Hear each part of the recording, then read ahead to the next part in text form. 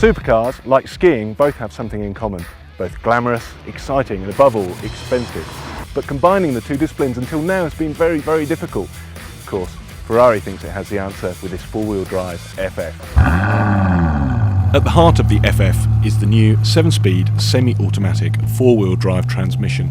It was patented by Ferrari 7 years ago, but it's taken them that long to develop into something that does the Italian firm's sporting pedigree justice.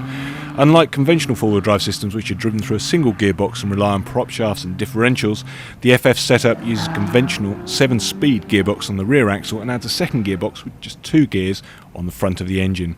Described as a power takeoff unit, or PTU, energy is drawn directly from the crank into this new gearbox and then fed to the front wheels through a pair of wet clutches. As a result, it's lighter and more controllable than a standard four-wheel drive setup.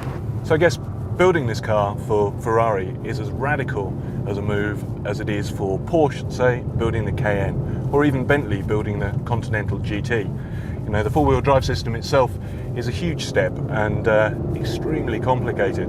But as complicated as it is, it's here on the road that it really starts to pay a dividend. As the road's dry, as we come out of the mountains and the snow, you can really feel the thing starting to work. And although it's almost imperceptible, the transfer of power from the back wheels to the front, you know that when you turn into the corner and get back on the throttle, it's just going to grip and grip and grip and grip.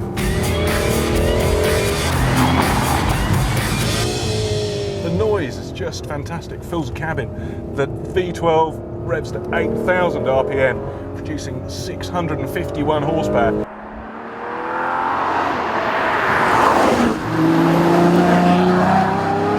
The steering's pinpoint accurate. Though there's not an enormous amount of feedback, what is obviously the case is that it's very, very accurate. It gives you a lot of confidence as you're coming up these winding roads, allowing you to place the car with millimetre accuracy. Carbon ceramic brakes, the third generation as such, you know, we've had them on the 458 and indeed on the 360 if you look back far enough, have huge stopping power. They're slightly different now, the technology's changed a little bit, but what remains constant is the way in which they bite into the discs. There's no fade at all, no fade. Even big stops on big downhill sections won't undermine their performance. One other thing that's worth mentioning is the new Manettino system that's fitted to this car.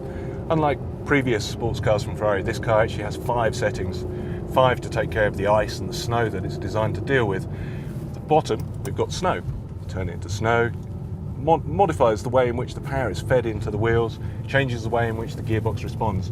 Click it once up to deal with wet surfaces, again changes suspension, traction control systems, and indeed the way in which the steering works and the power is fed through to give you a bit more performance. Click once more and we're up into comfort, the kind of setting you'd use on a motorway, and once again into sport, and we're away.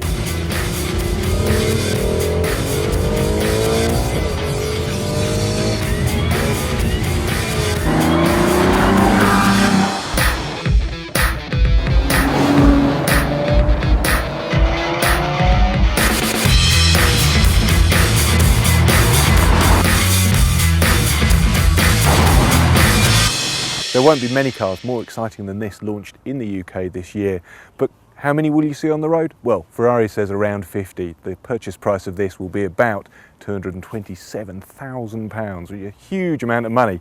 The question is it really worth that sort of cash? I mean, yes, it's an amazing piece of technology, and I guess beyond that, it's also very comfortable. The 4-seat layout really works well, and there's lots of space in the back. The boot's practical, and yes, you could take it skiing for the weekend if you've got that kind of money. I guess at the end of the day, the fact is that this really does mark a new chapter for Ferrari. It marks a new chapter in terms of the technology that they're using and the kind of cars that they're building. It's sportier than their old GTs, but it's not without its flaws. I found the steering a little numb in places, and yes, the brakes are very powerful, but just a bit more feel would really engage me in the driving experience. I guess for people who have those comments, who perhaps have those questions about whether or not this is the car for them, then it's easy to remember Ferrari built a 458 as well, and maybe you should be looking there.